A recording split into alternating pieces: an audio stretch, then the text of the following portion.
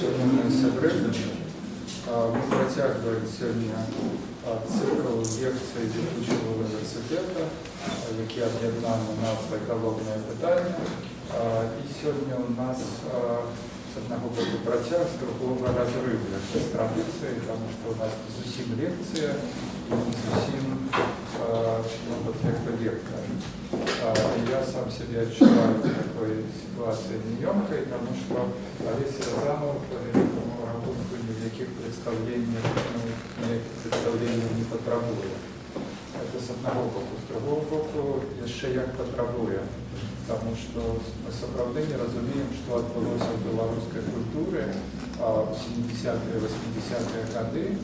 Вот, якая такая дзюрка або вір утварыўся, у выніку якой і паўстала вот гэтае там чацвертае ці пятае метафізічнае вымярэнне і беларускай паэзіі, і беларускай культуры, беларускага мыслення. І ясна, што вот як бы гэтай каля гэтага віра, як бы як сам як вір, да, быў Олесь Розанов. І весь гэты час, то есть я еще учился на початку 80-х в университете, и уже тады с першым и другим сборником Олесь Розанов в Менску был практично классиком. И весь гэты час белорусская культура упарта робіць яго классика, а ён упарта отбивается от этого статуса, спрабуючы застаться вот як бы своей просторы, каля гэтага віра сэнсаў. Калісьці я назваў это все алхіміяй сэнсаў, што Олесь Степанович не зусім паэт і зусім не інтэлектуал, і можа быць як бы ясна, што і не класік, і не дзеяч культуры, ён проста алхімік сэнсаў. І ён як бы знаходзіцца ў сваёй прасторе і спрабуе вот, як бы, з такіх звыклых кампанентаў мовы, слова, ну, утвараць штосьці абсалютна нечаканае і незвыклае. Калі ласка. Мне слово.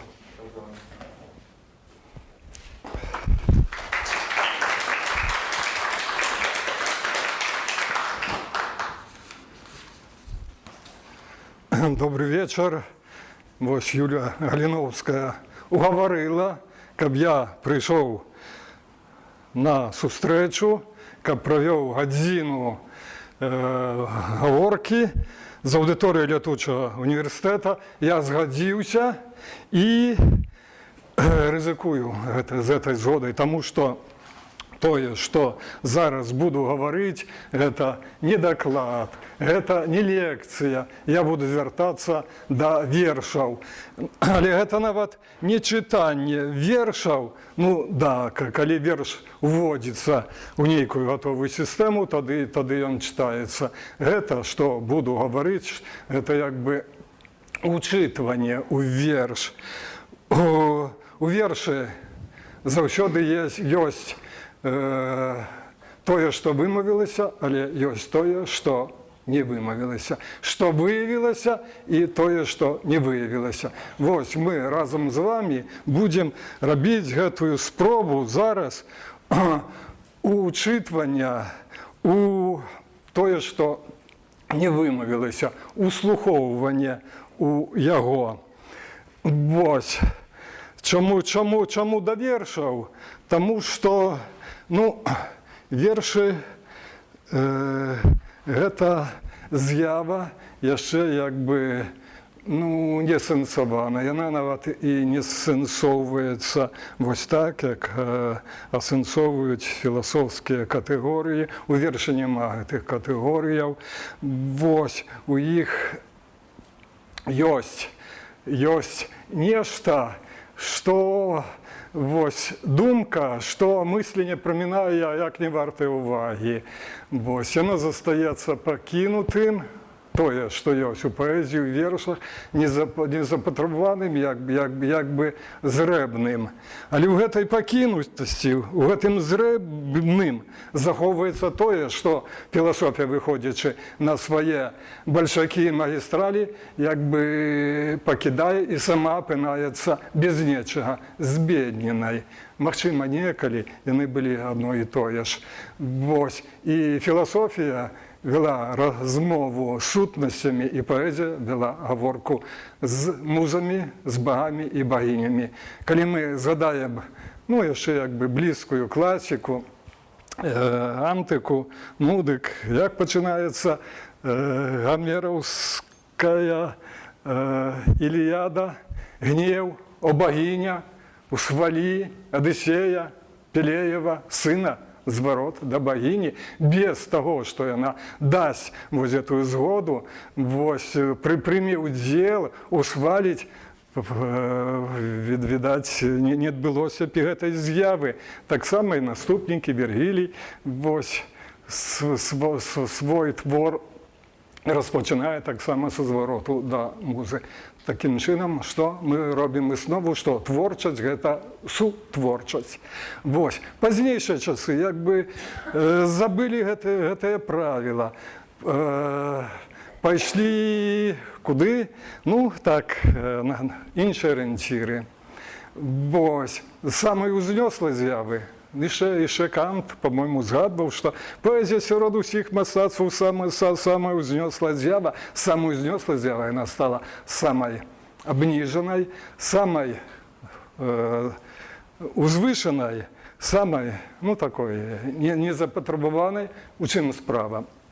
Може, зараз ми не будемо це розбирати, ось, але з одного боку, ось сама речаїсність стала не готова сприймати те, що говорила поезія. І вона не готова до сурозмови ось з тими величинами, з тими босськими істинностями, з якими мала справу поезія. З другого боку, сама поезія почала, якби, глядеть на те, що відбувається, на навкольну речаїсність, брати ось реакцію аудиторії навкольної речаїсності ось за некий орієнтир і якби орієнтуватися на відгук пожаданий. Таким чином маємо те, що маємо. Але ось поезія уся ровна, якою би вона не була, ось у своїх правдивих виявах, творах, віршах заховує тоє першопочаткове. І воно, можливо, зостається небимовним. Ось, але воно зостається. Я приніс з собою кілька текстів, одні з їх апробовані, ось, до яких я звертався, ну, кілька разів і зовсім недавно, до некого. І ось новий текст, який ще, ну, не те, що знявся там, ось з чого, з роздуму со стола, але ще не поспів знятися, він ще якби у дописуванні, він свій особливий чердовик. Ось. І я якби не ведаю, маю якби пропонував, бо ми читаємо таке вкатаний текст, де, ну, я вже, ну, достатково туди вклався, ось, він вже об'являвся, ну, після об'яв ще, я кажу, додавався, або гети зовсім новим. Моє жадання, знов-таки на ризику, ось, що я хотів би почитати вам гета Чорновоя, тому що ми разом якби повслуховувалися в те, що там ховається в вірші, з одного, з другого боку підійшли б до тих дверей, які у їм не відчинені, але які є. Ну, якби ввійшли в цю майстерню, у якої я сам знаходився, ну, опошні дні, може, на тижні, працюючи або даючи увагу в цьому віршу. І він якби цей вірш, який неколи зачепив мою увагу. І він звичайний, простий, у ньому нічого нема. Але в цій звичайності, в простості, ось нечто, ну, тоється, що якби увагу. Це вірш поета, якого вже нема, ось його прозвище Олесь Письменков. Вот. Коли ви згадаєте, я почну читати, але це не то учитування, а ми разом будемо якби у полі уваги, будемо разом учитуватися. Потім, коли вже дочитається, ну, я якби для себе зроблю нейкі высновы, а будзе час і жадання, мы вернемся яшчэ да тых тэкстаў, якія прабываны, якія ўжо ёсць. Такім чынам пачынаем. Вось гэта яшчэ раз не высновы, гэта проста своеасаблівыя зацемкі. Яны яшчэ не сталі сістэмай, але сістэма ў іх ёсць. Чаму я не ўводжу іх у ніякую філасофскую сістэму, таму што весці іх у сістэму адразу вось тыя магчымасці, тыя зместы, якія прысутнічаюць, аддаць гэтай сістэме на што? На тое, што яна іх праглыне. Яна выкажа сваё меркаванне, а вось тое, што прысутнае в гэтых тэкстах, у вершах, застанецца, або сцёртым, або адсунутым. Наша спроба і наша задача з гэтых самых зместаў, якія хаваюцца ў вершы, гэтую сістэму нанова узняць, адкрыць. Мы ведаем, Ігор ужо сказаў вам да гэтага, далучаны гэтую еўрапейскую філасофію, сучасную філасофію. Мы трошки сторонімся і спробуємо з айчинних тэкстаў дастаць тое і нават стварыць тое, або намацаць гэтыя зачаткі, што само здольна быць філасофіяй, хаця яно так і не называецца, і можа не мае патрэбы ў тым, каб называцца. Яно называецца неяк інакш. Такім чынам, зацемкі з зімовага саду. Чытаем верш. Сваёй назвы не мае, і сам увесь з'яўляецца назвай да таго, што кранае, што выяўляе, што вымаўляе, і называецца па першым радку. Мой сад у снезе па калена. Аўтар Алесь Пісьменкоў. Жыццёпіс Алеся Пісьменкова чапаць не будзем. Зазначым толькі, што распачаўся ён у 57-м, завершыўся, абарваўся у 2004-м, верш сам, старонка з яго жыццёпісу, і напісаўся за год да таго, як яго не стала. Чытаем верш. Мой сад у снезе па калена, азяб, узоль і снегапад. Табе не холодна, Алена, табе не холодна, Алена, табе не хочацца назад? Мой сад зусім не салаўіны, у ім ахрыплыя вятры, у ім рабіна ды каліна, у ім рабіна ды каліна, вось і ўсе яго дары. Мой сад пусцее, без дагляду, яго сячэ калючы град, ён замаркоціўся без свята, ён замаркоціўся без свята, табе не хочацца назад? Мой сад у снезе па калена, над ім і золь, і снегапад. Табе не холодна, Алена, табе не боязна, Алена, табе не хочацца назад. Мы прачыталі верш, прачыталі. Ён просты і нават празрысты, усё ў ім для слыху і разумення вядомае.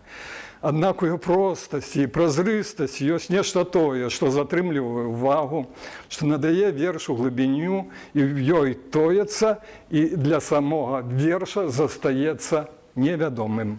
Невядомае не адстароньваецца ад верша, і тым больш яму не супрацьпастаўляецца. Яно ў ім выяўляецца, не становячыся вядомым. Сваёй рытмікай, сваёй інтанацыяй верш блізкі песнаспеву. Ён аголены, зімовы, у ім амаль няма чаго бачыць, слоў няшмат, яны паўтараюцца і суадгукаюцца. Так, слова «сад» нідзе не выносячыся ў канцавую рыфму, не наўпрост рыфмуецца і наўпрост суадгукаецца са словамі «снегапад», «назад», «над», «град», свята, дагляду і нават холадна, у якім хаваецца невыяўленае і невымаўленае голас слова «лад». Слова «каліна» далікатна суадгукаецца з моцна зрыфмаванымі між сабою словамі «калена» і «алена». і само по собі красомовне ім'я Алена у своїй назовності і суадносності допасовує до себе семантику сподорожних слов. Але, на, не, апошні язики глибоко унетрана ў слове снезе і, выходзячы за межу верша, у жыццёпіс таго, хто гэты верш напісаў, яднаецца з імем Алеся.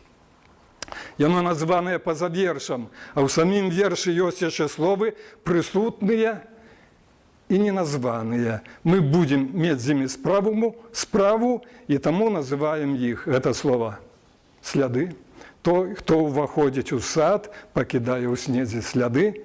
І слова ягады, яны выспелі, і рабіна ды каліна іх дораць вершом. Рыфмы, літарацыю, вершы істотныя не самі па сабе, а тым, што яны намацваюць і абуджаюць уласцівыя вершу зместы.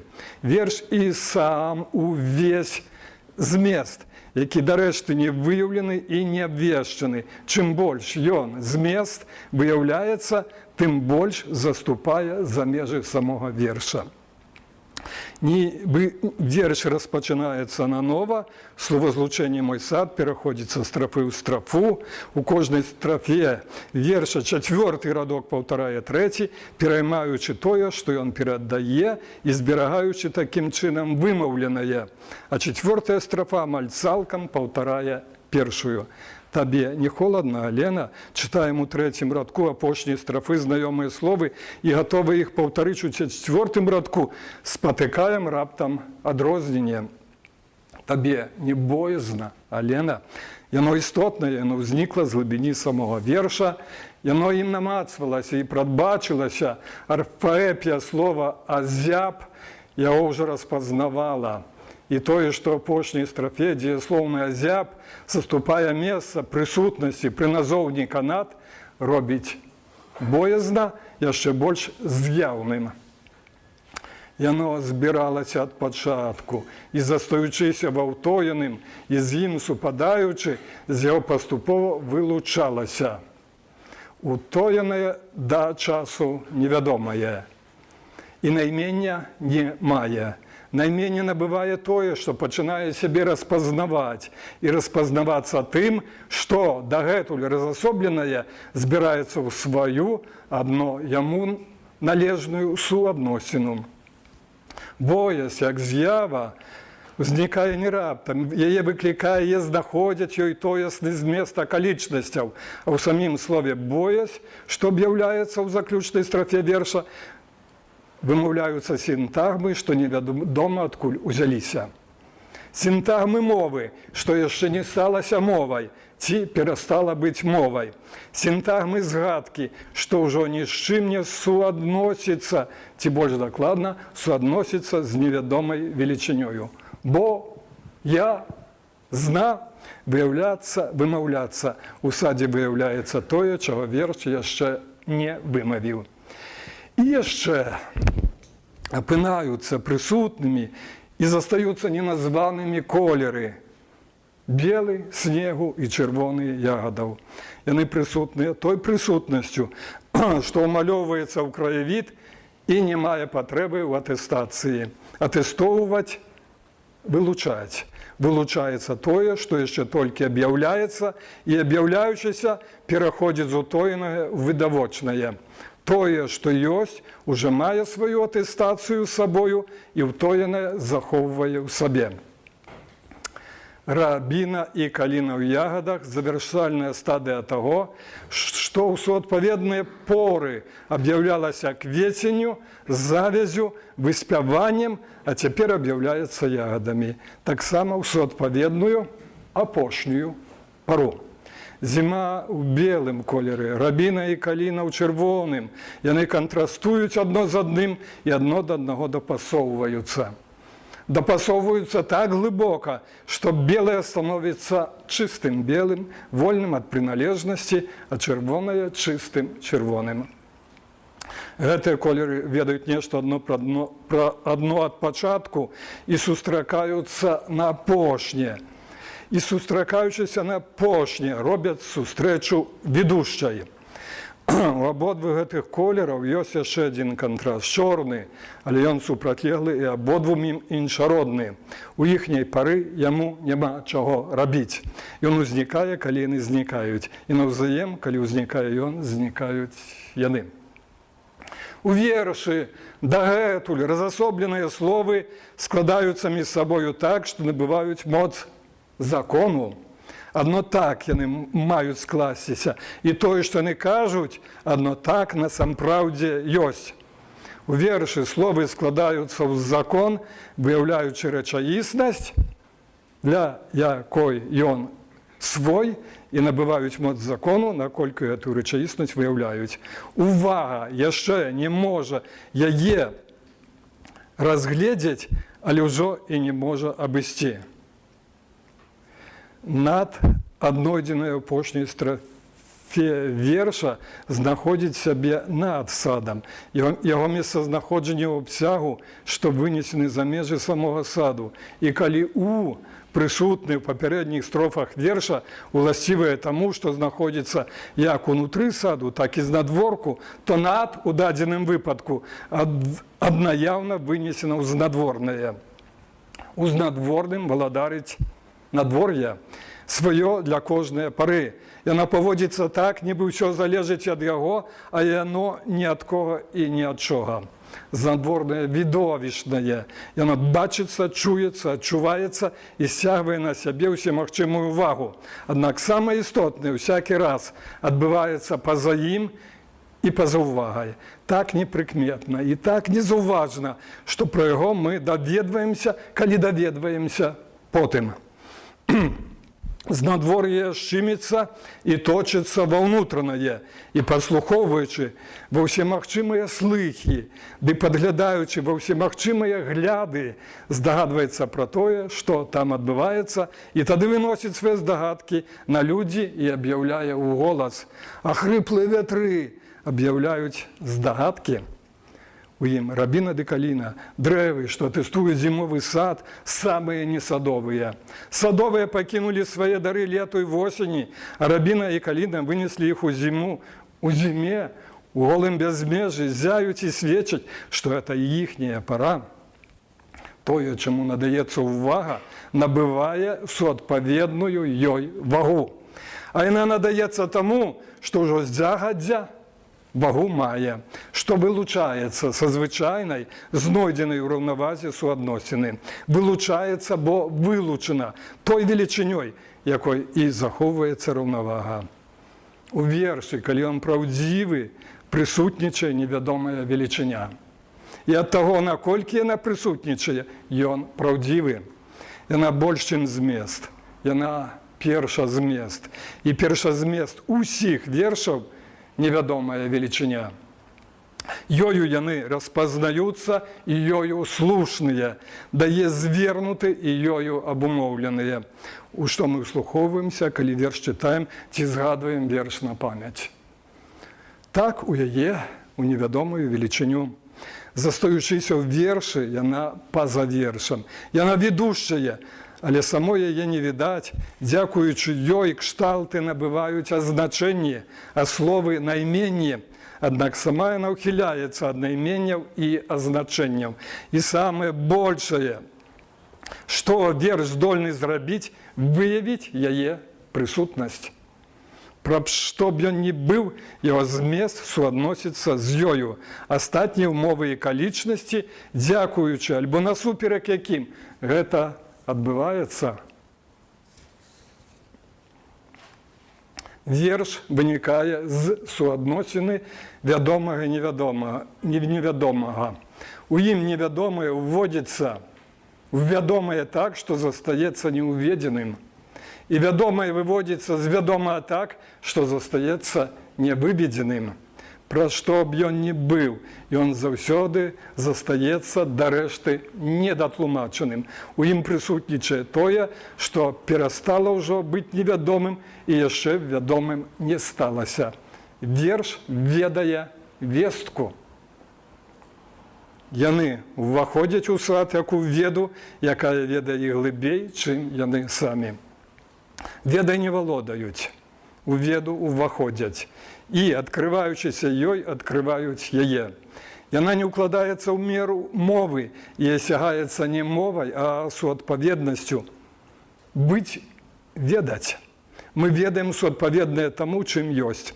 У вершы вымаўляюцца суадпаведныя словы і самі вымаўляюць у ім суадпаведнае. Вось малюнак, што вынікае з верша. Зімовы сад, глыбокі, па калена снег, і яны, ён і яна, удваіх ідуць па цаліку ўглыб. Пытанне, як ідуць? Як ідзе ён і як ідзе Алена? Побач з ім, перад ім, за ім. Якая суадносіна месца і зместу ёй найбольш адпавядае? Пра это вершы нічого не гаворыцца, але самі з'явы і постаці, беручы ўдзел у суадносіне выяўленага і вымаўленага з невыяўленым і невымаўленым, знаходзяць узаемапаразуменне і ўзаемараўнавагу. Як ідзе ён і як ідзе Алена? Яна ідзе ўслед, уступаючы ў яго сляды, яны супадаюць слядамі, ён кожным следам уступае ў невядомае, яна ў вядомае, здабытае ім. Узаемапаразуменне, ўзаемараўнавага здабываюцца ў хадзе. Не яна вядоўца ў гэтым падарожжы, і нават не ён. Яно вынікае з той суадносіны, з якой ён сам вынікае сабе невядомым, а яна вядомай сабе застаецца. І калі ён, заглыбляючыся ў невядомае, можа з ім усё больш супадаць, яна названая і невядомаю стацца не можа. Ён ідзе дакуль магчыма, яна дакуль ён, і дакуль магчыма яе сляды супадаюць з яго слядамі. За выяўленым і вымаўленым у вершу прысутнічае невыяўленае і невымаўленае. За невыяўленым і невымаўленым невыяўнае, невымоўнае. І тых, хто ідзе бездарожжам, арыентуючыся па захаваных унутры іх саміх картах, ведае ад пачатку. Сляды сведчаць. Падаючыся ўслед за тым, хто ідзе, яны захоўваюць у сабе інтэнцыю звароту і дарогу назад ведаюць на памяць.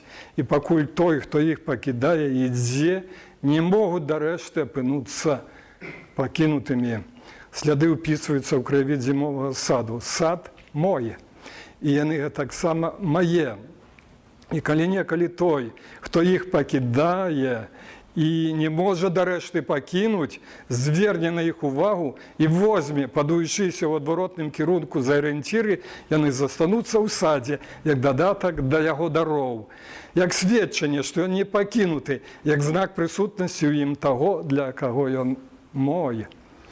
Сваё, маё, тое, што я маю і ведаю. І ведаю і маю настолькі, наколькі яно мае і ведае мяне. Тут у вершы яно нераўнаістотнае. І з я суадносіцца неаднолькава.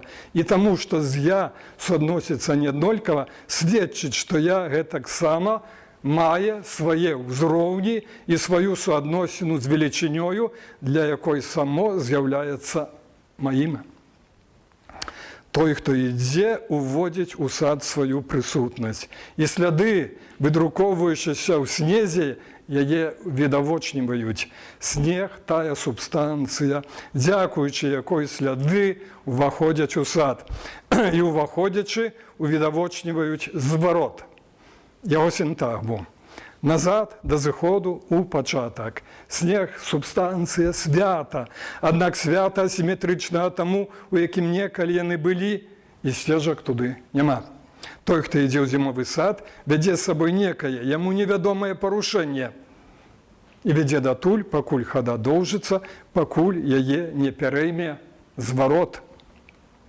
Сад – адлюстраванне суадносіны, у якой яны маюць сябе. Аднак у ёй самой, у суадносіне, цяпер адбываецца нешта, з-за чаго Алене і холадна, і боязна, і з-за чаго ў ёй, у суадносіне, яны перастаюць мець сябе, самім сабе вядомых і самімі сабой вядомымі.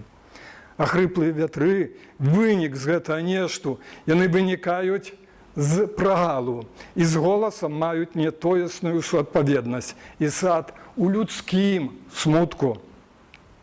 Застаючыся на тым самым месцы, сад змяняецца так, што ён і яна апынаюцца скранутымі з месца. Цяпер сад у той змене, у якую ён і яна ўваходзяць. Зімовая змена вылучаецца з чарады іншых зменаў і з імі найменш суадносіцца. Яна ў той канчатковасці, пасля якой можа настаць адно новы пачатак. Канчатковасць па-свойму дасканалая. Яна займае абсягі і вымалёваецца ў краявіды, а тое, што мае настаць, схавана і месца не мае. А хрыплыя вятры выгаворваюць тое, чаго не вымавілі ні спеў, ні голас. Спеў і голас вымаўляюць свае, суадпаведна ім кшталты. Яны вымавілі іх і забралі з сабой тое, што гавораць. Хрыплыя вятры, прагал, правал, страта. Яны памятаюць сваё, яно іх не. Шукаюць і не знаходзяць, клічуць, яно не адгукаецца, і самі апынаюцца страчанымі. Яны выгаворваюць тое, што ўжо і не хоча выгаворвацца, апошняе. І выгаворваюць праз сілу. У ім ёсць тое неабходнае, што мусіць выгаварыцца да рэшты. Пакуль сляды доўжацца, пройдзенае не становіцца мінулым. Мінулае тое, што адымаецца, а яно тут дадаецца і ідзе след услед за імі. Можна сказаць, што яны, сляды, уводзяць мінулае туды, куды ўваходзяць самі. Але датуль, пакуль яны ўводзяць яго туды, куды ўваходзяць самі, самі яны туды не могуць увайсці.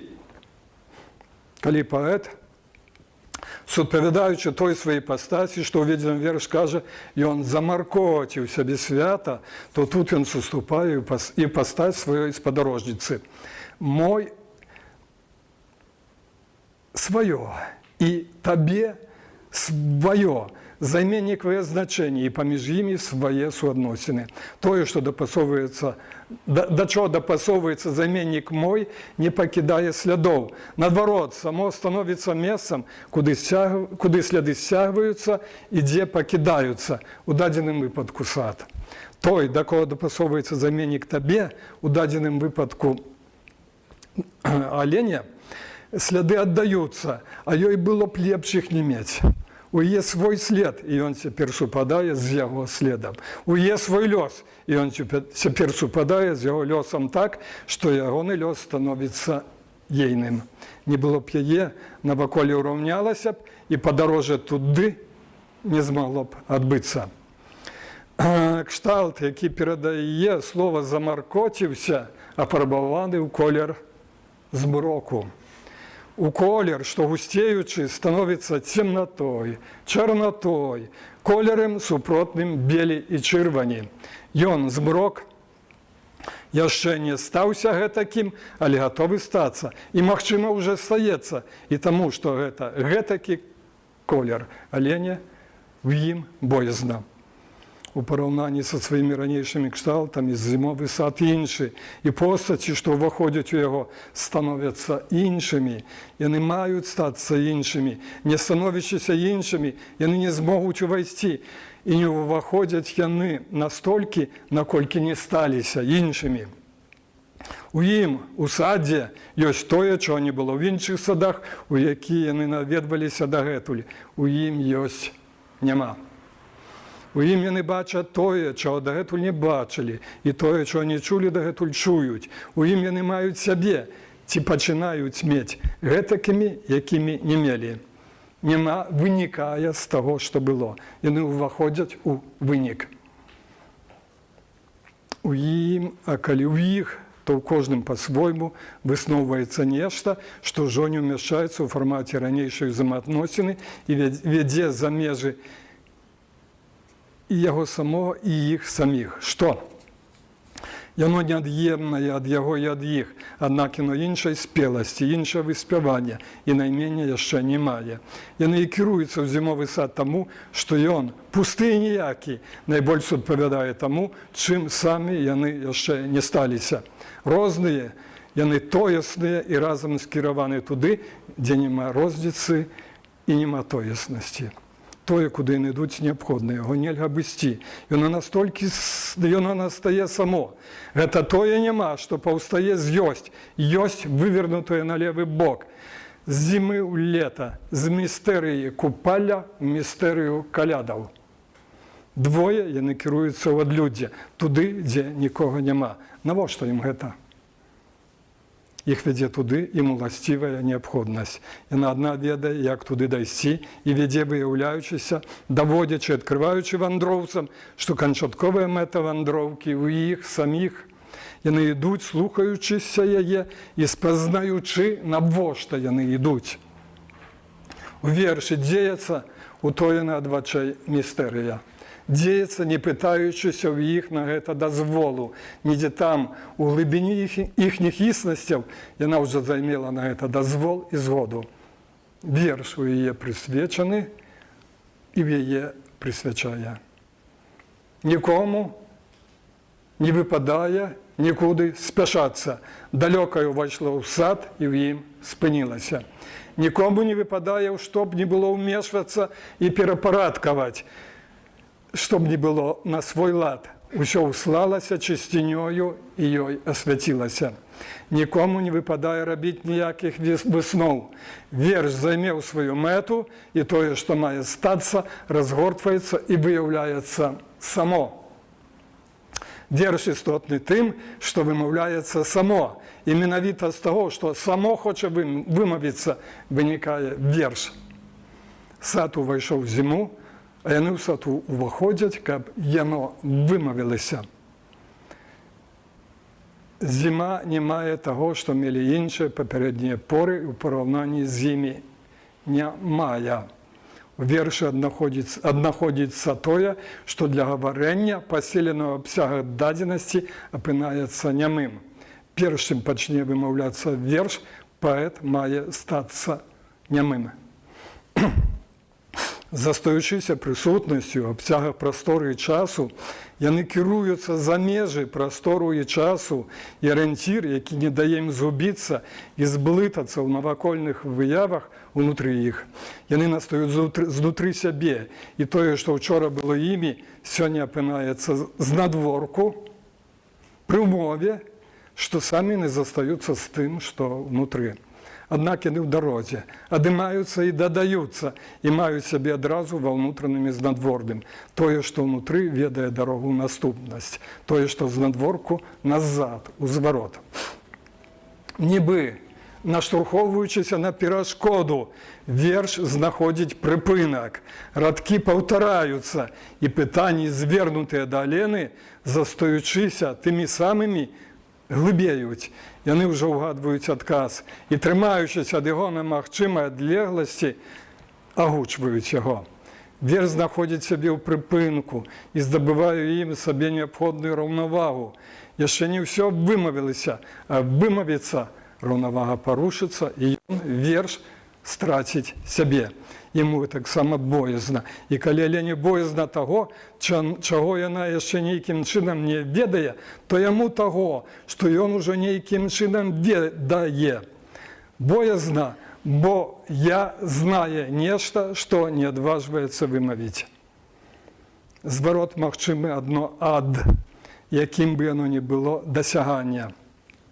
І ці не ёсць дарога ў сад для тых, хто ідзе увядзеннем у яе звароту, настойлівай і пастаяннай дарогай назад. Яны двое, з ім усё болей падаючыся ў невядомае, з ёй усё больш назад. Яны ўзаема ёсць, узаема належаць, узаемазалежаць. Дарога ў сад вынікае з іхняй узаемаадносіны, знутры іх. Яны ёю пакліканыя і сама пачатку спалучана з тым супрадзеяннем, якое мусіць перадольваць, каб дзейсніцца. Яе інтэнцыя кіруецца да. Інтэнцыя супрадзеяння ад. Яно ўласцівае самой дарогі. Без яго супрадзеяння, як бы не спяшалася, яна застаецца на месцы, і пакуль яна застаецца на месцы, свята апынаецца па-за тымі, хто зараз ёю ідзе. Яны па-за ім. Хіба зварот магчымы адно пройдзенае? Той, хто вяртаецца ў пройдзенае, супадае са сваімі слядамі. Яны яго павадыры, для таго, для кого павадыры зместы, разгортваюцца невядомыя абцягі. На іх той, хто ідзе, не пакідае слядоў. А згадцы вядомыя. Сад зімовы, і як у сад у верш усяляецца самота. Словы неча не знаходзяць, і каб знайсці тое, без чаго адчуваюць сябе пакінутымі, паўтараюцца. Паўтарацца, вяртацца назад, у вядомае назад, аднак яго там не аказваецца, ці калі аказваецца, то яго адсутнасць. Мой сад зусім не салаўіны, самасведчыцца верш, згадваючы іншую пару і твор іншага творцы. А паўтараючыся, словы выпытваюць у гуку водгук, і не знаходзячы ці знаходзячы не той, што ім супавядаў бы, пачынаюць спяваць і жаліцца. Ужо яшчэ прыцягваюцца адно да аднаго, не могучы ні дасобіцца, ні супасці. Далёка і блізка захопліваецца адно адным, не могучы ні саміцца, ні разысціся. І словы, што вымавіліся, збіраюцца ў паўторы, каб, выяўляючы тое самае зноў, вывіць тое, што вымавіцца не можа. Рабіна і Каліна – асіметрычныя постаці ў садзе, але сад цяпер і сам у асіметрыі, у зіме. І ў ёй выяўляе тое, што дагэтуль утойвалася і паспявала. Ягады, рабіны і каліны – гэта дзівосныя дарункі, апошнія. Яны не маюць кошту, і ўсё наўколле аддае ім сваю ўвагу і дзівуецца ім. І пэўна, ён і яна сваё зімовае, а таму таксама асіметрычныя вандроўцы кіруюцца якраз на іх. Яны, гэтыя ягады, адрасуюцца ўсім і некаму. І давяраючы суадносіне зместаў, закладзеных у вершы, мы немінуча прыходзім да здагадкі, важчэйшай за выснову, што ў вершы ўжо вымаўлена імя таго, каму яны адрасаваны ў прыватнасці. Яны адрасаваны табе, але не. Сад мой, а дарункі, у якія ўклаўся сад, ёй. У рабіны і каліны з ёй глыбокія і помныя суадносіны. І ў зіму, у якую яны ўваходзяць, яны пара за парою ўвайшлі са свята, на якім былі разам з ёю, а можа нават адно. Свята застаецца ў глыбіні, і дарункі са свята ад свята. Той, хто кажа «мой сад у снезе па калена», суадносіцца з садам і атаясамляецца з дрэвам, перажываючы стан і становішча, у якім яны, сад і дрэва, знаходзяцца. Суперажыванне – самаўласцівасць паэзіі і здольнасць да суперажывання – самаўласцівасць паэтычнай творчасці. Ягады, рабіны і каліны – індыкатары надвор'я, у якім апынаецца і ўжо апынуўся сад. У суадносіне з імі Алена таксама індыкатар таго, што адбываецца ў садзе. А ў ім адбываецца нешта, што пакідае сам-насам з невядомасцю. Сад мой, і Алена больш, чым мая. Аднак ёй у гэтым маім і холадна, і боязна. Той, хто атаясамляўся з ёю, і з кім яна атаясамлялася так, што двое былі адно, перастае быць такім і ўжо не абараняе яе ад таго, ад чаго і холадна, і боязна.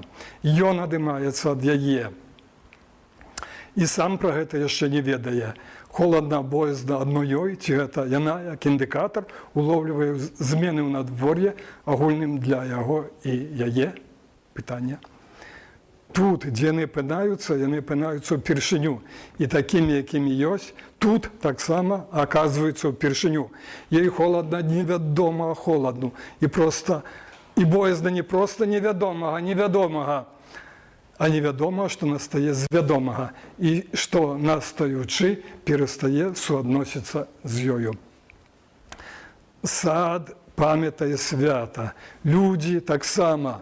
Памятаць свята не азначае яго мець і ў ім быць. Хутчэй наадварот, не мець і не быць. Той, каму яно памятаецца, ад яго адняты. І наўзаем яно аднята ад яго, але аднята так, што застаецца. Яно памятаецца само. З-за таго, што яно становіцца адсутным, ўсё астатняе, да чаго яно мела дачыненне, становіцца самотным, недастатковым і лішнім. У недастатковасці лішак, у лішку недастатковасць, і тое, што мае сябе, апынаецца само і мае сябе ў самоце. Выйсці з яе, выйсці з сябе. Сад утойвае выйсце. у свята своє вимирення. Адимаючися, додається, застаючися минулим, опинається у наступним, ставшися вже, стається ще, і пам'ятаючися, об'являється як махчимость, якою належить осягнути. У святі перевзиходиться межа між внутрішнім і знадворним, минулим і наступним, відомим і невідомим. І двоє одно одному, не двоє і не одно, а зустріча. Свято відоме невідоме величиня. Усі рухи скеровані до Його, і всі пори часу ведуть до Його. Але хіба в тим, що скероване до Його і веде до Його, воно відсутнічає? Коли б відсутнічало, рухи не ведали б, куди керуватися, а пори часу, куди вести. Коли б присутнічало, не мали б у гэтым потреби. Яно відсутнічає своєю відсутністю і присутнічає своєю присутності. І у завершальної пори, де воно мусить знайсися до решти, його не оказується зусім. Тое, яно не тое. Не єсть, а єститься. І приналежачи всім приналежністю, у якої вони мають справдитися, виявляється не як даденість, а як вістка, що має датися і взятися. У порівнянні з іншими садами ці кшталтами, зимовий сад страчений. Усе те, чим визначалися інші кшталти у його однята. Чим визначалися інші кшталти? Тим, що мели. І те, що вони мели, було моє. Моє у зимового саду однята. Однята не бикали у свою пору, не раптом, а поступово, не примусово у згоді з самою його існістю. Одималося яно, одимався йон, становячися для моє все більш страченим. Страчений, покинутий всіми кшталтами, сад становиться містом зустрічі з містів. Розпознаючи і освоюючи по дорозі умови, що не формулюються, а виявляються, йон і яда йдуть у зустрічу, у страту, що має все. Як увійшли Рабіна і Каліна, зимовий сад, свято, у якое належить увійти. Каб увійти в свято, належить статися відповідним йому. Це означає нечто набыть і від нечого позбитися, або з нечого вибавитися. Що набыть і від чого позбитися? Для того, хто виходить у сад, ще не виснувався отказ. Але питання, що має свій кшталт у вірші, кранає ноту, що озивається жалем. Махчима усе і всього. Отказ має настати самоісності вірша і махчима для їх, для постатів, що вселений вірш уже настає. Покуль хода довжиться, пройдене не стається пройденим до решти. Яно відсовується, і всякий раз опошній слід опинається перед межою. Той, хто йде, веде з собою межу, яка не переступається слідами. Сліди додаються одимаючися, і межа з тим, хто її веде, гуляє в гульню, правила якої він забив, і які має згадати ці наново винести. Град колючий, він наривається з надворку, стукається і сяче, і ключов від саду немає. Сховані і заховані, вони їм самим, під наглядом і доглядом той суодносинної, якою уравноважується надворне і внутрішнє. Я і моє суодносяться між собою, як ягоди Рабіни і Каліни со своєю квітенью, отпадаючи, опадаючи. Квітенцю падає з ягодами так, що перестає бути. Це одно і те ж, уведене в різні пори. Моє для саду ягоди одняті від його настільки, що самі вже мають у собі ягоне я. Неколи махчима, воно почне з їх виявлятися. У соодносині присутнічає зворот. Тое, що має супасти з я, має супасти себе не маючи. Відоме моє, у їм воно має кшталт і міру, однак воно має себе і в невідомим, і в їм немає ні кшталту, ні міри. І тому, що воно відоме в їм, у невідомим є, і воно у дорозі. Той, хто себе знаходить себе у відповідних околичностях. І в тим, що вірш виявляє, поет знаходить себе, а я має самознаходження. куди б воно не змяшчалася.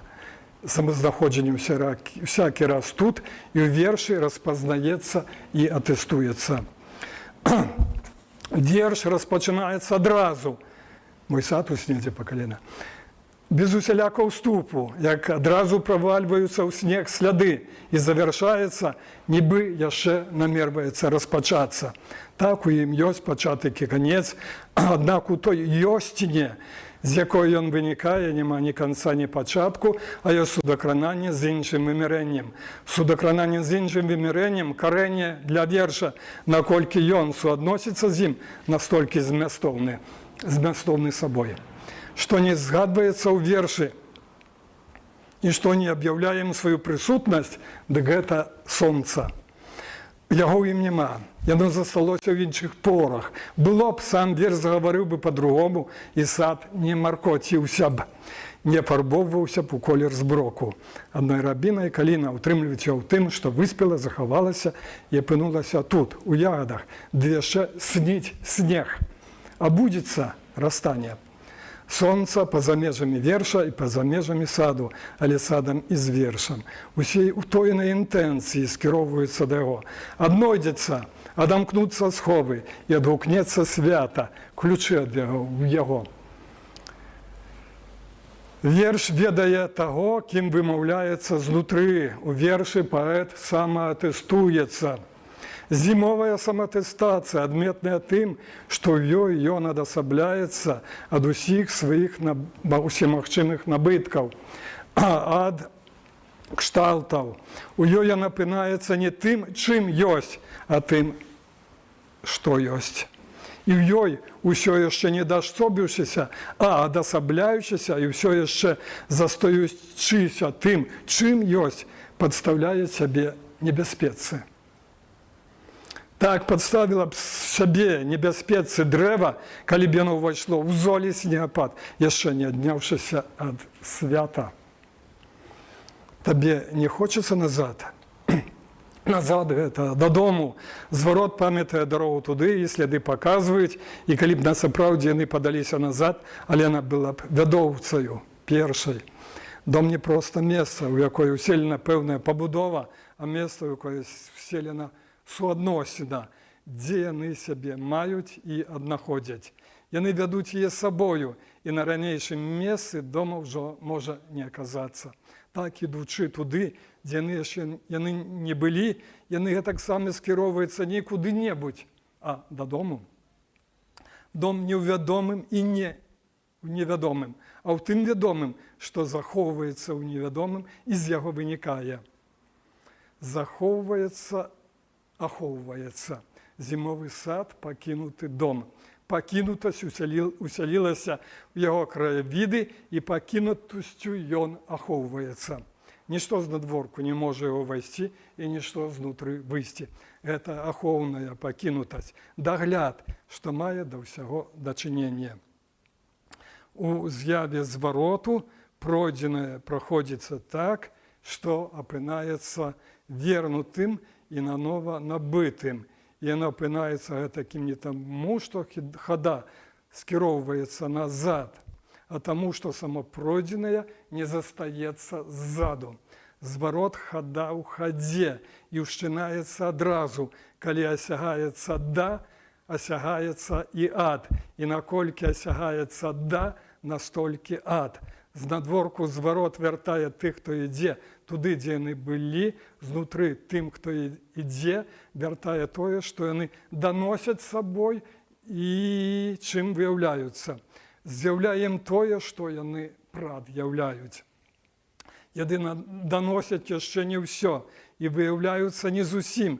І зворот, відступаючи, веде їх далі, а свято застається в пред'яві.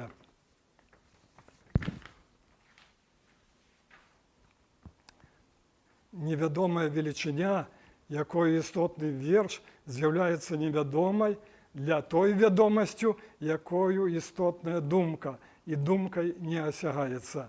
Думкою читаються сліди, уписані у неруч снігу, сама неруч слідами не осягається. І наогул не осягається, яким би не було осяганням. Калі сягаецца, перастае быць такой. Сляды ў дарозе і думка ў дарозе, яна яшчэ і ўжо не самадастатковая. Каб стацца самадастатковай, мае выйсці са сваёй вядомасці, стацца вернутай ёсціне.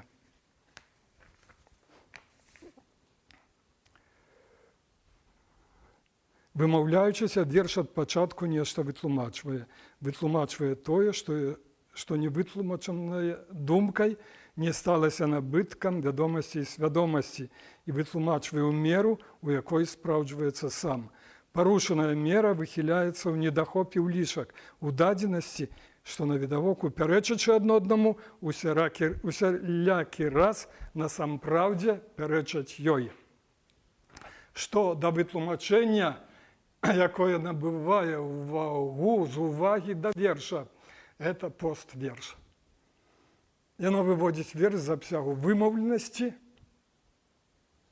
і ўводзіць у абсяг, дзе зместы, прысутныя ў ім, распазнаюцца, становяцца набыткам вядомасці і свядомасці.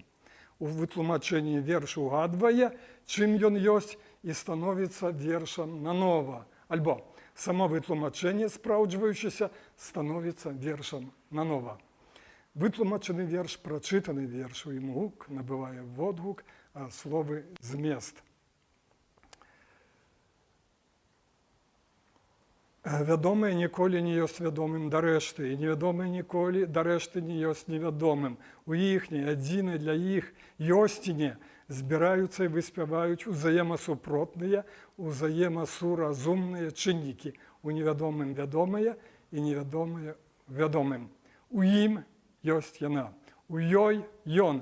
І таму, суадносячыся адно з адным і зусім, яны здольныя пераўзыходзяць і пераўзыходзяць сябе у суадносіне, прысутнічае зварот. У вершы думка недасабляецца ад згадкі, і гэтай сваёй недасобленасцю істотная. Словы ў ім услухоўваюцца ў цішу, і ад таго, наколькі ёй паслухмяныя, наколькі суадпаведныя, настолькі ўведваюць вестку.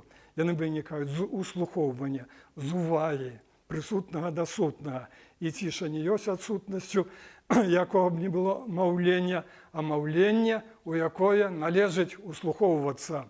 Увага, бязмоўная малітва. У вершы нехта вымаўляе малітву. Суадносячыся з садам, кшталты адымаюцца і дадаюцца. Усе кшталты адразу сад не можа мець і мае ўсякі раз суадпаведны. Ягады той апошняй выніковыя, што асягае і мае сад. У іх ён мае свой скарб, сваю сутву, сваё аднойдзенае я. Вось і ўсе яго дары, гаворыцца ў вершы. Ён сам увесь у гэтых дарах. Дзякуй.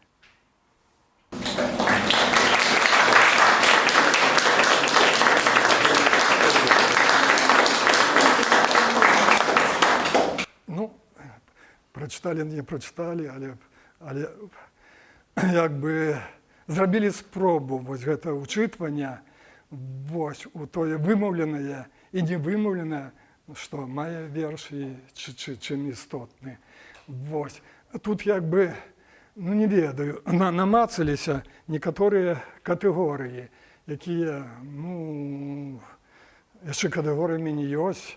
Вот іх можна называць накшталт невядомая велічыня, суадносіна, зварот і іншае. Магчыма, калі нехта вось пойдзе далей і выйдзе за межы гэтага верша, ну тады ён проста разгаворыцца з ім, з гэтымі катэгорыямі, з гэтымі з'явамі, яны маюць што сказаць.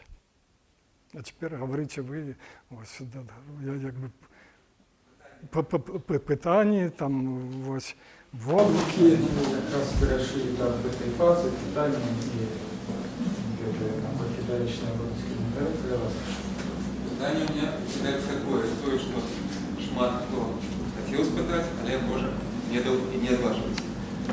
Сапраўды, першае пытанне любого человека, просто слухача, а уяўляли гэта павет на самой справе. трактуете ось выявленную невыявленность, невыявленную выставленность, аллейную масляность, масляную аллейность. Не охренел бы он сам от такой аналитики. Але що може чує, бо з некої тої вишині, з іншого виміряння, мені було б цікаво почути, що сказала б, як відреагувала б Алена. Алена – це справді ім'я його жонки, вона жива, і вона не ведає, що ось є таке тлумачення. Андрей, я тут додам такую, скажем, маленькую, как сказать, додаток. Олесь Розанов має академічну ступінь. Він з'являється доктором філософії Honoris Causa Європейського гуманітарного університету. Але, звісно, коли б від мене залежало присудження ступені, то я бы присудил ступень великого шамана белорусского мышления. Шамана – це небезпечне слово, я за ним звикся. Алхіміка давай вже ліпше. Ну, алхімік сенсу, алхімік поезії, тому що насамрэч, мені здається, вот в этом питанні промучало трішечку страх. І, може бути, про це питання і промовлялася ця метафізична арена. Тому що те, що ви зробили з аудиторією, ви справді затягнули людей у зимовые сады непокоев, да, то есть сады, где как бы панує тривога. То есть все эти лабиринты, які выстроены, выбудованные этой звышинтерпретацией або як би поглибленням. То есть, мені здається, тут питання про те, що, ну вот як питання розгубленого дитя, що ви пропонували зайти в лабиринт и там покинули. Чи ви відчуваєте відказність за свою інтерпретацію і вот за ту аудиторію, яку ви спокусили, можна так сказати? Ну, я думаю, що там ось та небезпека, яка присутнічає у вірші, ось яким чином витлумачується. Ми згадували вже ось це слово «суодносина», ми згадували слово «заворот», вони ведуть не тільки у тое, з якої немагчыма выйсці, але адкуль магчыма выйсці, але, і можа в гэтым дзеля гэта падарожжа адбываецца, выйсці іншай новай існасцю. Той існасцю, якая ў роўных гэтых суадносінах не асягаецца. Выйсці запаветную істину, якая існасцю, якая присутнічає внутрі кожного, хто ну, ось тут знаходиться і чує, і удільничає в этой говорці. Ще питання. Може, ви представляєтеся, як веселіє було? Сергій. Ну, давайте якісь питання до ось шановного докладчика. Перше питання – это як ви лічыце, як могуць адбірацца такія тэксты для інтэрпрэтацыі? Таму што першапачаткова, калі узнікаў такі досвед у прачытання тэкстаў, экзегетыка тэкстаў, яна датычылася тэкстаў сакральных, напрыклад, Бібліі, потым часткова там дыялогу Платона, іначай кажучы, невялікага корпуса тэкстаў, у якіх лічылася ёсць дастаткова сэнсаў і зместаў, каб іх інтэрпрэтаваць.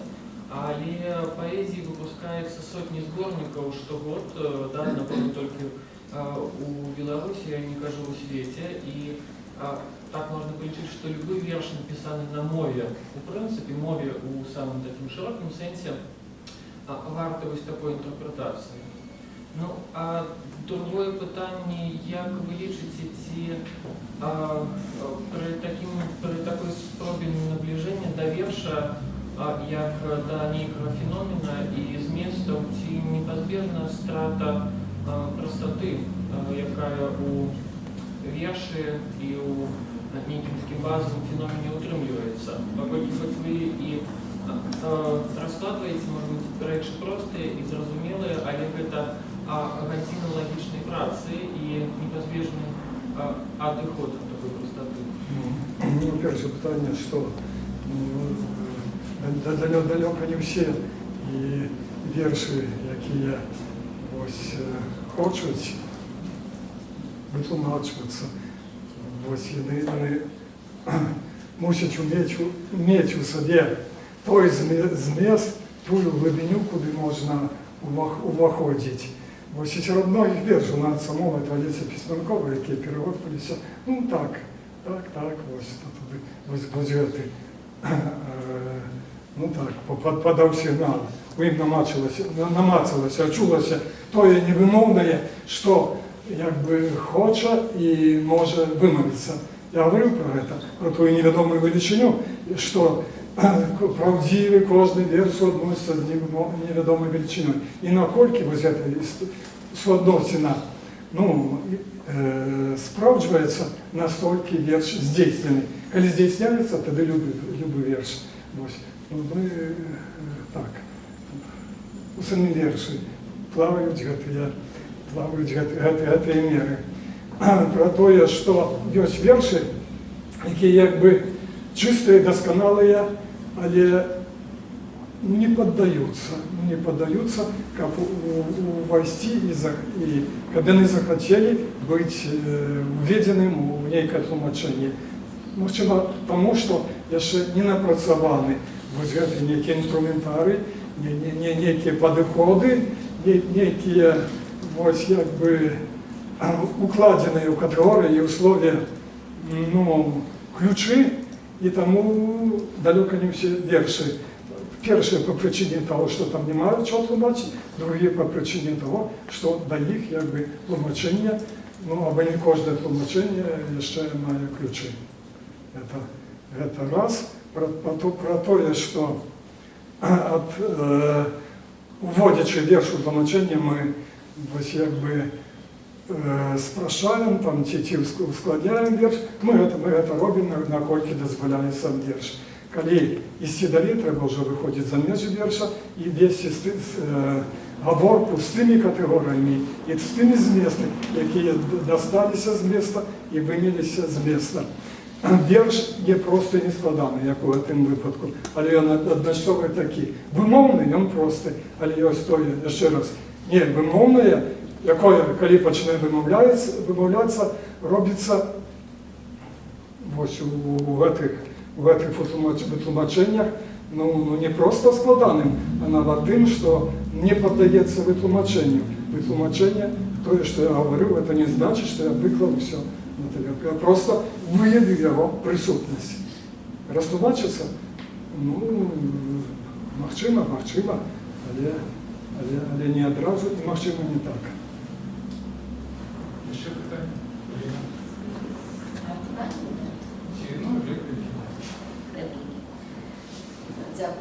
Дякую. Сюди подивіться. Ні, наоборот, я бы ще больше сховалася. Бо це менавіта те, що потребує не репліки, водгулля, те, що ви говорите, воно хочеться притягувати далі говорити.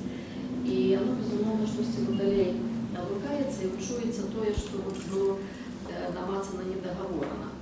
Це ось, знову ж, не для аудиторії, це от як у той квантемі руїни запорушивают самому страшаю на небо близко, покуль вы не вымовите Беларусь, вы говорите вокруг все, что хочется, але вы не скажете то, что здесь, что есть вот конвой, типа каким-то текстом, присутность у тебя не веду, там неважно. Так и в этом вот верше, что вот оно вот звучит с одного боку, с другого боку, с третьего боку, покуль оно не скажется, видать, что это сад, или это человек и женщина в саде, причем в саде страченим, покуль ми не почуємо ту біблійську історію, то ми так само якби будемо вельми шмат що намацувати і стратимо здесь так само такий вельми важний момент, що це знову-таки це сутностний сад, це сутностне я, це ми, які були разом, лето, весна, там що завгодно, а тепер ти со мною.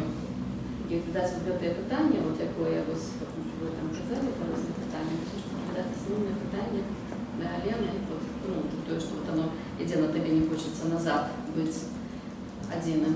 Чи ти со мною, чи ти йдеш. І я роблю сліди, я структурую, я роблю свій слід. Ти слідов не викидаєш. Ти ты здесь вот супадаешь с чимсьці, што мне недоступно, ці ты со мною, калі ты со мною, тады хто мы, калі ты не со мною, хто ты, тады пытанне, хто я. І гэтае вот сонца, якое застаецца па-за тэкстам, а той Бог, які застаецца па-за тэкстам, это вот самае страшнае сэрце, табе не хочацца назад, куды мы ідзем далей, все ж таки, хто я. Ну гэта зноў-такі, як толькі вось як працяг гутаркі, это больш нічога.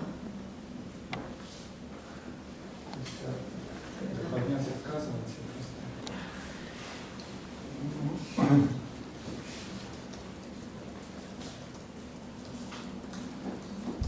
Ну, Ірина, що вірші, якби, достаються творцям знутрі його себе, і вірші ведають, магчыма тое, што ён сам, ну, вось гэтым штодзённым розумам я якби не ведаю, ну, гэта так. Яны ведаюць нават не толькі нешта про яго, а про тое, што якби про што згадвалася ад пачатку, яны становяцца тым, што маюць быць. Яны ўваходзяць вось у суадносіны, у сутворчасць з тымі велічынамі, дзякуючы якім, і толькі ў такім выпадку, вось сама з'ява паэзіі істотная.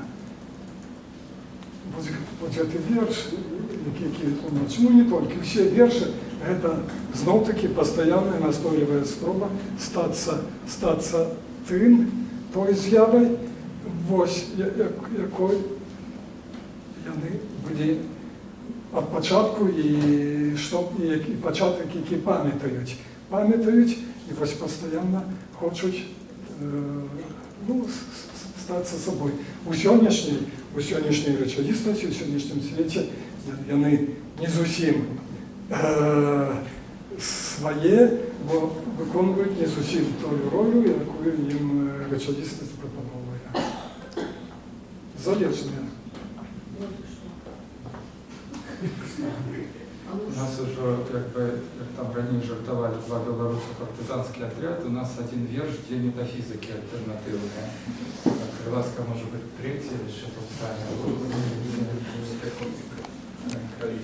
Магчыма, то насамрэч у мяне ёсць пытанні, але ж не такія, якія можна спытаць. Пытанні, ну, скажем так, да сябе звернутыя, бо калі я слухаў гэты тэкст прачытаны, я яго паглыбіўся як у верш таксама. Гэта быў верш у прозе пра ініцыяваны іншым вершам. Я да гэтага і ставіўся як да паэзіі, і тады зразумеў, што я так ніколі не змог прачытаць. Ну, гэта вядома пра мяне, бо я не аматар паэзіі, і мала што ў гэтым кенту ўвогуле. І таму згадаў такога героя Стругацкіх, іначапланецяніна Константіна, які меў прафесію на сваёй планеце чытач паэзіі. Калі яго пытаюцца, а навошта, якая такая прафесія? Паэта, можа быць прафесія, а чытач. Ён кажа, ну, паэтаў шмат, а калі яны пішуць і ніхто не спажывае тое, што яны пішуць, то это крыўдна, і паэзію забівае. Да? Таму мы размеркавалі на нашай планеце, там усіх людзей, закрепілі за паэтамі пэўнымі, замацавалі, і яны чытаюць гэтую паэзію. І вось так, як Разанов прачытаў гэты верш, я думаю, што трэба ўмець, конечно. Это своеасаблівая паэзія. Але ж тут паўстае гэта пытанне, што звычайна ў культуры размяжоўваюцца. Вось ёсць паэзія, скажем так, а ёсць, ну, літаратура знаўства. І калі пішуць пра вершы, то гэта ўжо лічыцца не паэзіяй, а, напрыклад, ну, навукай, не навукай, а чымсьці падобным на навуку. Ну, да, пэўным там даследаваннем. Вот пачатак тэксту, ён быў падобны на гэта. А потым пайшла такая паэзія, што заварожвае сама па сабе, там, і патрабуе паглыбіцца ў гэта. І тады вось, ці можна інтэрпрэтаваць, ну, скажем, як розныя ад розных. Ці можна навукаю, алгеброй там паверыць гармонію, да? Ці можна квазінавуковым чынам зразумець паэзію.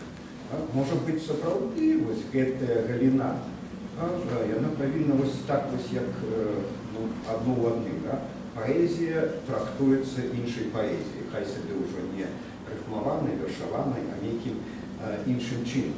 І тады паўстае новае пытанне для мяне, на якое я буду шукаць адказ, і, можа быць, паспрабую з дапамогай Разанова перарабіць пытанне такое, што мова, да мовы можна падыходзіць розным чынам. Все ж таки для мяне першасная функцыя ці з'ява мовы гэта спосаб, гэта матэрыял, гэта існасць, якая дапамагае нам стасавацца паміж сабой, камунікаваць. А тут з мовай робіцца нешта зусім неверагоднае. Мова выступае матэрыялам стварэння чагосьці, дзеля самого сябе. Мастацтва дзеля мастацтва, там інтэрпрэтацыя, трактоўка твора мастацкага мастацкімі ж сродкамі і напластаванне мастацтва на мастацтве. І яшчэ некалькі ядзеры, калі пытанне Ірыны пра тое, што гэта ж уваходзіць да пэўнай міфалогіі і пэўнай гісторыі, якая сталася там стрыжнем некалькіх цывілізацый, для некалькіх цывілізацый, то як потым усталяваць усе гэтыя суадносіны паміж усімі гэтымі рэчамі, стрыжнем міфа пра Адама і Еву, і тое, што вымушае нас заўсёды хадзіць па двух у садзе, выходзіць, не выходзіць яго і блукаць там па слядах, і потым паэзія над паэзіяй, як нам пры гэтым стасавацца, суадносіцца адзін з адным, як нам размаўляць пра гэта ўсё. Ну, говорив, ось там писач, перш чим писати вірш, треба статися німим. Ось у німаті нешта забыть на ново. І коли вірш, ось, проситься в тлумаченні, ён хоче статися віршем на ново. Тим, яким ёсь, ён не ёсь завершений и не до конца вымовленный, не до конца выявлены. Что верш завершаны, это и есть сутнасць, да, что верш это заўсёды тое, что не мае быць завершано. Да, верш это тому, что он не до конца завершены, тому, что он мае справу з рэчаіснасцю, якая не абмяжоўваецца тым, што намацваецца, бачыцца, чуецца, і таму мы услухоўваемся ў зместы, якія там захоўваюцца і нейкім чынам вымаўляюцца. Верш заўсёды не до конца вымаўлены, мова, з'ява, якая таксама не до конца вымаўленая, і тое, што назначае, это зусім не азначае тое, што мусіць азначаць вось гэта. Яна ў сабе таксама мае вось гэтай глыбіні і можа мае ў сабе памяць пра іншую рэчаіснасць, з якой яна вынікла і з якой была суадпаведная. Зараз мова становіцца гаворкаю, але мова не ёсць гаворкай. Гаворка, як бы камунікацыя, гэта паразуменне вядомае пра вядомае, мова захоўвае ў сабе і невядомае. Вось і невядомае чакае сваёй пары, свайго часу, вось каб пачаць выяўляцца і здзіўляць нас, што мы, оказывается, валодаем тым скарбам, якім вартасці якога або глыбіні, або значэнню як бы не ведалі. А справа не ў тым, што прыйсці і растлумачыць, яшчэ раз вынікае з увагі. Чаму надаем увагу, асаблівую увагу, тое набывае, пачынае адгукацца, прамаўляцца, выяўляцца. Але ўвага ўжо нейкім чынам загадзя прадвызначаная на што не можа скіравацца. Яна скіроўваецца на тое, што ёй адгукаецца. Вось. А тады можна резкае пытанне. Уключайся ў увагу. Я зафіксую той змест, які паўстаў просто у гэтым дыалогу Владимира, спадара Алеся, я раптам зразумеў, што абсалютна здаровая думка аб бессэнсоўнасці літаратуразнаўства як навукі. Вот як бы яна існуе і быту. То есть літаратуразнаўства, якое прэтэндуе на тое, што яно штосьці ведае пра літаратуру. І плодзіць там бессэнсоўныя бясконцыя дысертацыі. Ну так, уже бессэнсоўныя сэнсы. Ну, пераважна там суфікс «чик» у паэзіі беларускіх там як бы ці там нейкіх паэтаў там такога-то часу, да? То есть насамрэч літаратуразнаўства мусіла бы займацца двумя рэчамі. Это першая рэч выхоўваць чытачоў і аматараў літаратуры, то есть вучыць чытаць паэзію і літаратуру і любіць гэты занятак, потому что першае, што адвучваюць на філфаках, гэта любіць літаратуру. То есть, ну, все это ведают.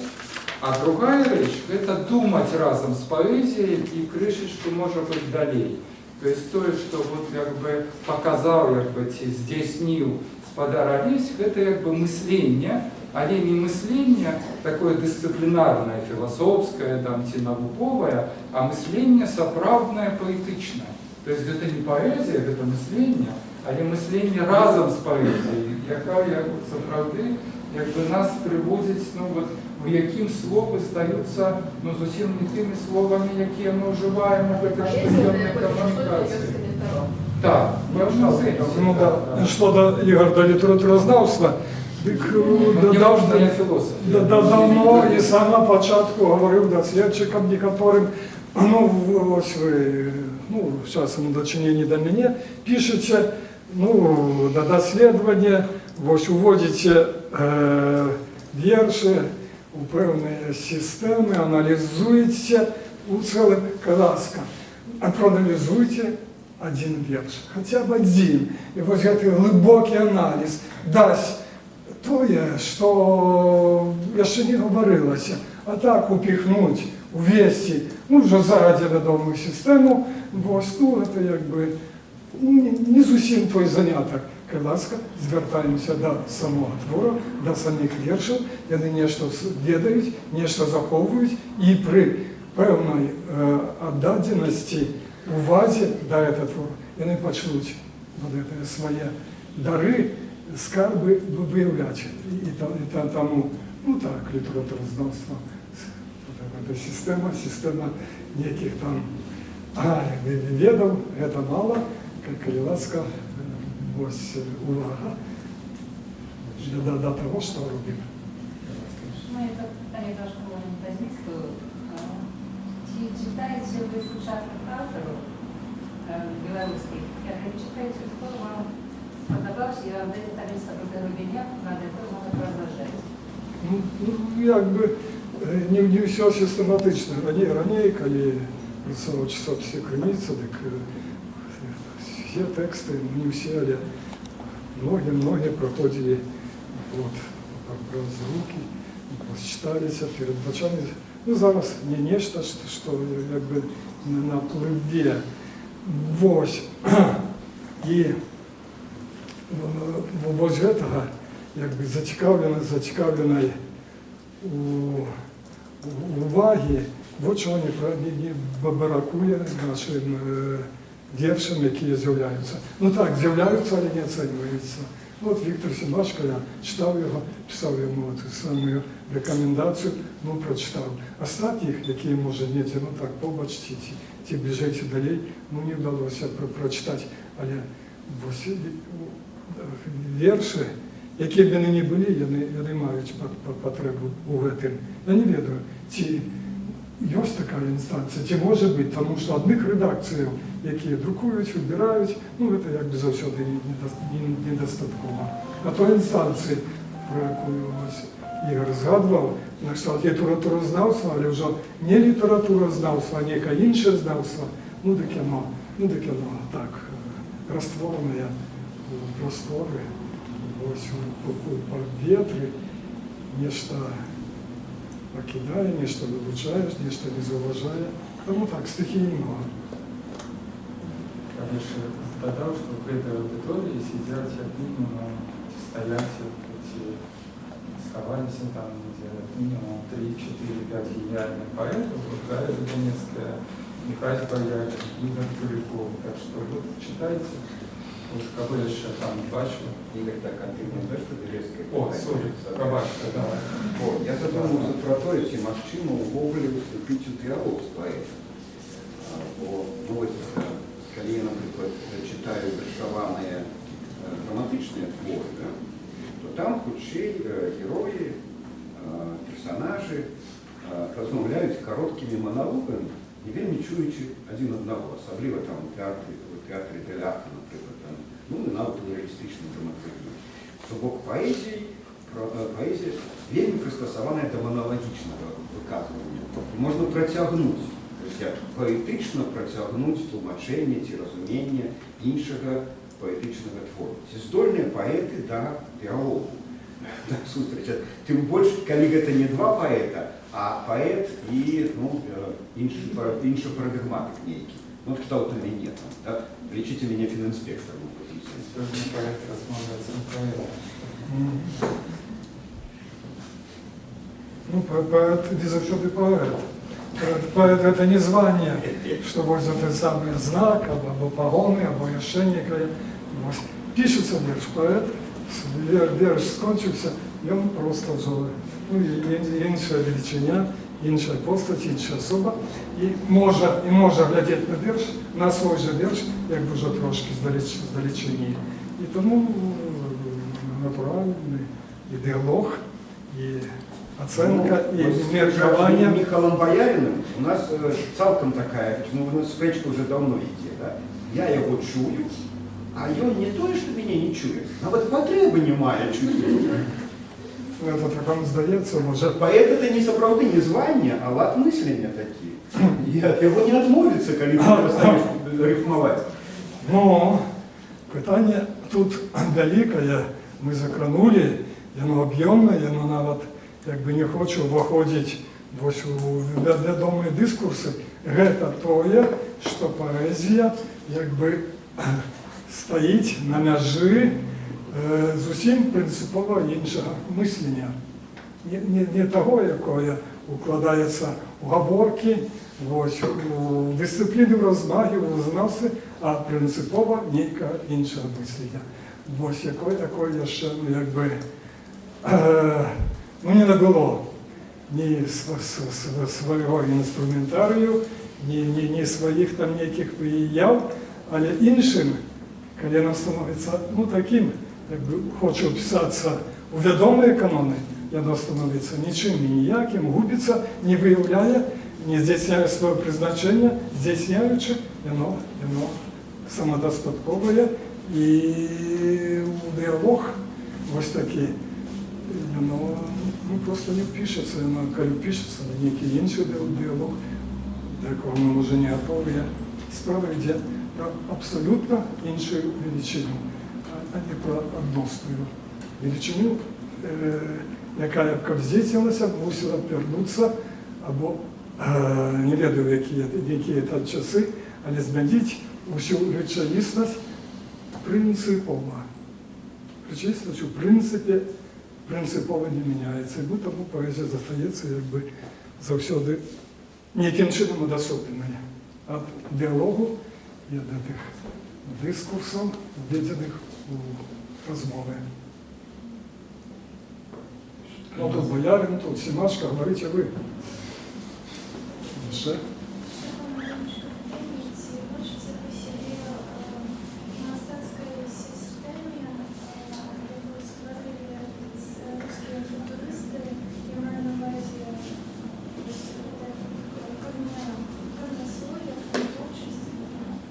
Ну, это были цікаві спроби. Ось, я, скажем, з колишніх тих футуристів, коли це слово попасує, перекладав на білоруську мову Хлєбнікова. Ось, назвав цю книжку одної літери з Велимира Хлєбнікова. І це, як у його, не стільки, ну так, это не переклад, а дати мові, самої білоруській мові, можливість виявлятися і говорити. Ось ті глухонімі пласти, які в говорці не удільничають, вони є. Вони є у кожній мові. Коли навіть ми вживаємо слово, то это не означает, что это слово уживается во всей своей глубине, во всем своем зместе. Вот, оно может зместе застается в тих глухонімих обсягах.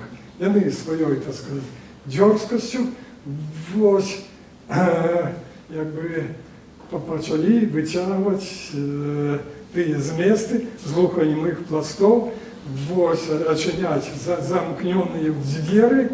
Все добре, але з цього самого руху, самого походу, самої особистої присутності, якби оказувалося всякий раз більше, чим ось тихо, неприкметного здобитку, якої говориться само. Вони говорили, а само, ну так, трошки букалося, ледь мовчало. Ну, у Хлебникова є достатково того, що заговорила і сказалася сама. Думаю, це не історія. Ще питання ці реплики. А можно? Если можно, я надеюсь, меня гнев не забросают. Меня зовут Василий, я знаком с именем Олеся Рязанова, может быть, лет около 30. Первый раз я услышал Олеся Рязанова имя в разговоре с Олесем Белянским.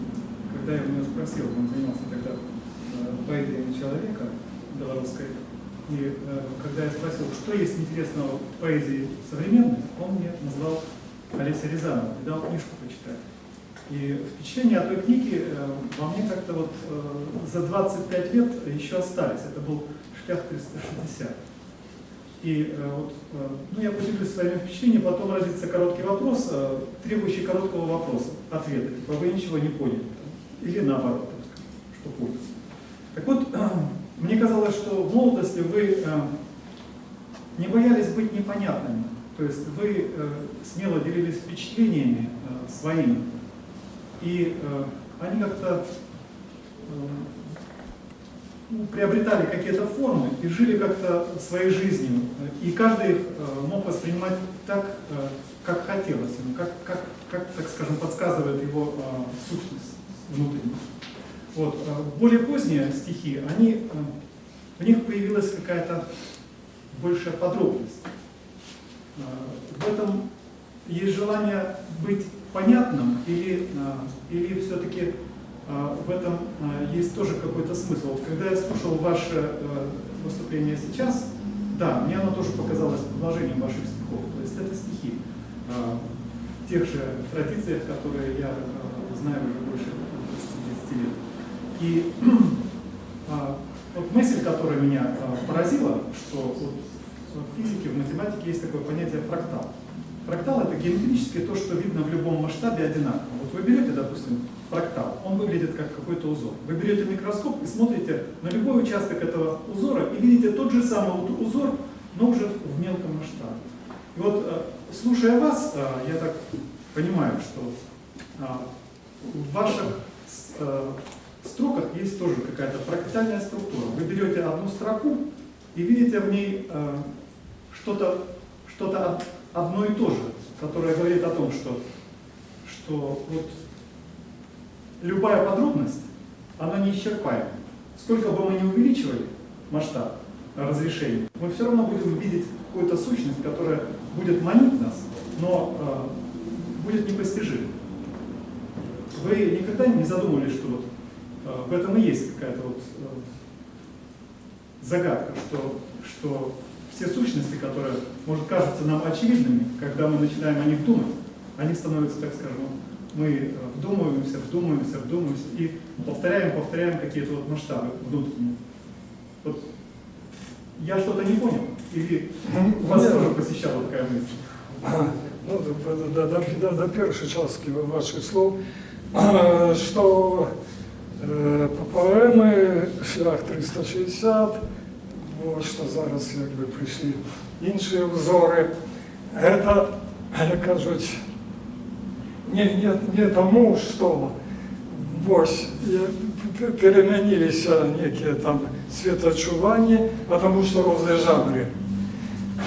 Вось, я якби, ну, я увел, може, у білоруську літературу, поезію, ну, які інші форми. Ось, кажу вам, ну, версети, квантеми, пунктири, зноми, віршакази, ну і поеми, коли йшли, вони так само були, ну, нечим новим у нашій літературній речаїсності. Ось, то, що там говорилося, воно сказалося, воно не має потреби в повторенні. Ось, то, що дальше, глибіше, воно знаходило уособлення в інших виявах і в інших формах. Ось, і, скажімо, які-небудь пунктири або квантеми, це ті самі поеми, тільки в скороті. Ось, ну, якби, коли поема «Колос», то це саме, то пунктир або квантема, ну, з'єднання, ось. Вони присутнічать, вони перетікають, вони взаємосуодгукаються. А то, що коли у твори пильна увага надається неким там радкам, то ця увага вже нададена цим радкам у самім творі, у самих віршах. І вони недособлені радки від усього вірша, від усього тексту. Весь вірш ось моцно сполучений, коли він справджений вірш з кожним словозвученням. Ось, і в кожній частиці присутнічає усе. А вірш, як ми тут трошки вже говорили, завсюди істотний, невідомою величиною. З його він сопрягається, з його він соотноситься, і тому, ось, прочитуючи вірш, ми виходимо завсюди якби поза межі вірша. Ось, стукаємося, або відкриваємо можливість той невідомої величині, ось, соотгукатися з нами, до якої ми так само долучені. Тому вірш читається, тому не становиться просто пройденим, тому має свої які, ну не зовсім ось зміст, який зникає разом з прочитанням. І ще далі, ну, про цю з'яву, які там були, ну, на початку, потім розійшлися, ось, поезія і філософія, домовлення і тлумачення, ось, вони якби давно хочуть зістися і йдуть разом. Ось, то слід у слід, то нехто напереді, нехто ззаду, але не виходять. Вони виходять не у зустрічі. Вона перестане бути йою, а їм не виходять у зустрічі. Ось, яка, ну, ніде внутрі їх пам'ятається, відчувається, ось яка ось веде їх у далечині, і вони ведуть себе в ту зустрічу, як перестати бути собою, як не статися бути собою. І вони зараз обмежені собою.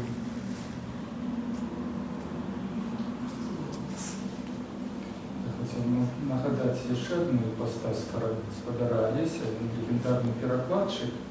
Ну, казав вже, перекладав Клєвнікова, прислав мені інше, так само, адвокатися, перекладчик на польську мову, Адам Поморський, мова. Польська мова так не вміє, як білоруська.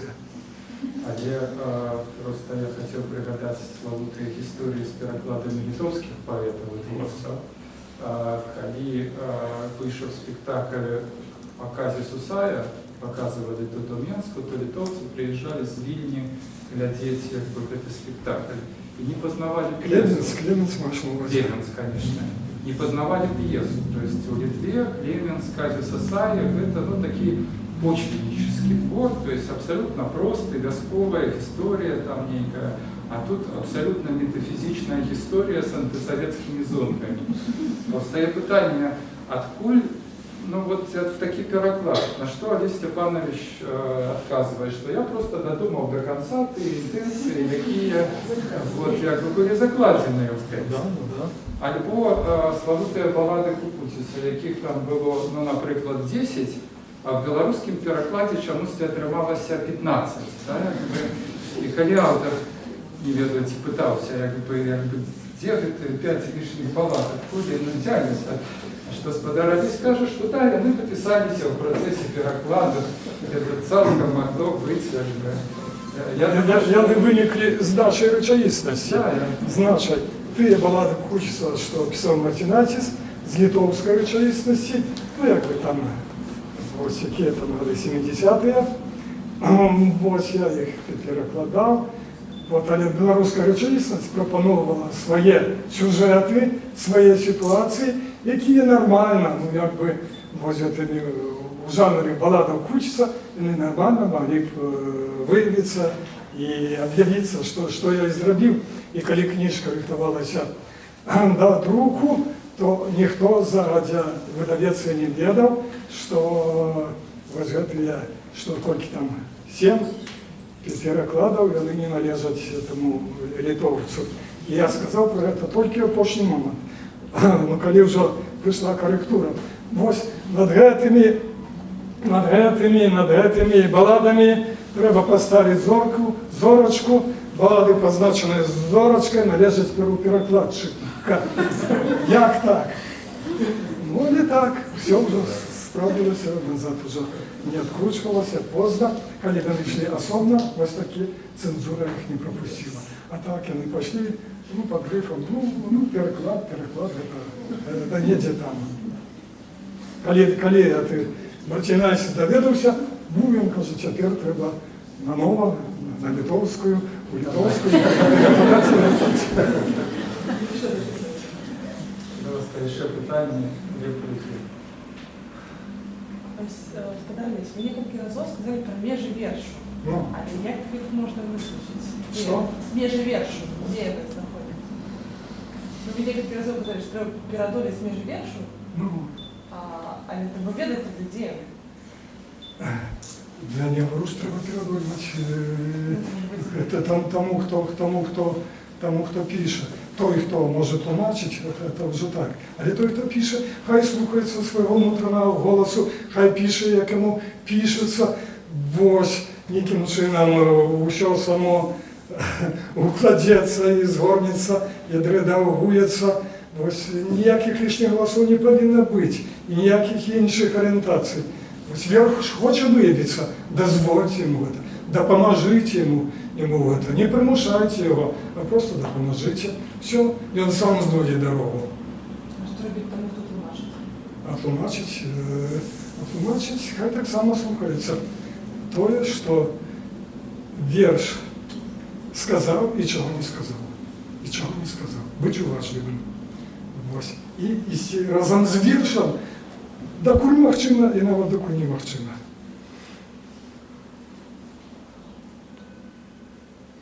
Пишите вірші. Корисно. Ще питання, реплики. Репліку. У поэмі «Мщислав Чародій», 77-й. Що?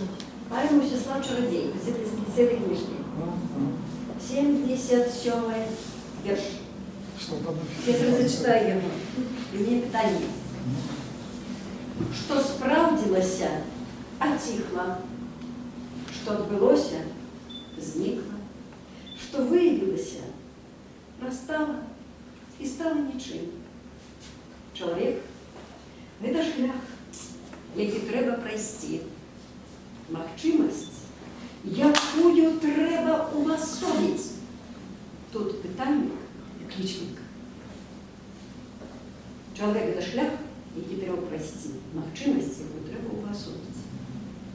І мгла, у якої нікого нема, але в йой згустілася і пульсує, і відгукається думці реха что магия – мое имя.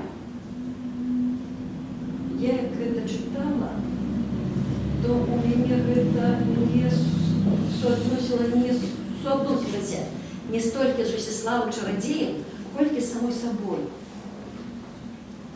Ваши твори з'являються такими катализаторами, коли у нас у сабе возникает нечто новое и открываются некие новые горизонты. Это мое выражение.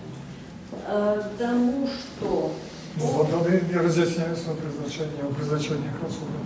Потому что просто вершите самому это. И просто с текстом, ну, это не его роль. Дякую. І друга моя репліка. Ну вот, так само у 11 месяце, 11 году, 15 была встреча у Кандилику с вами, и вы тогда пропоновали зачитывать ответы. И я зачитала такие Пунктир. пункти. Навокал обрывы у души вышелкивают крыло. У меня в житті відбулося так, що ровно праз год месяц это стало моей притовавшей думкой, бо обставины были такие, что треба было быть в Мюнхгаузене и себе вытягивая ваши слова, ваши думки мне допомагали вытягивать самой себе. Дякую велике вам. Ну.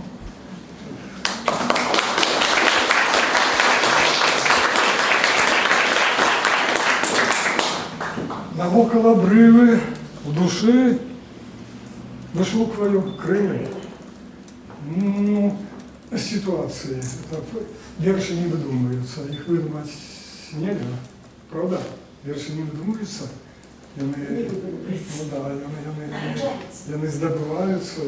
Этот пунктир якби так само не видуманий. І он ситуації був у швейцарському Рароні, у горах, недзе зайшов, откуда не ведав, як вернуться.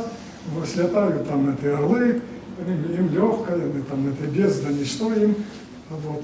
Як вертатися той самий чоловіку, який около якого обриви. Ось це відчування. Навокал обриви, в душі, вишукує крили. Видать. Знайшов, тому що вернувся. Добре, ну, коли нема питання, то просто подякуємо господару Олесю і... Дякую.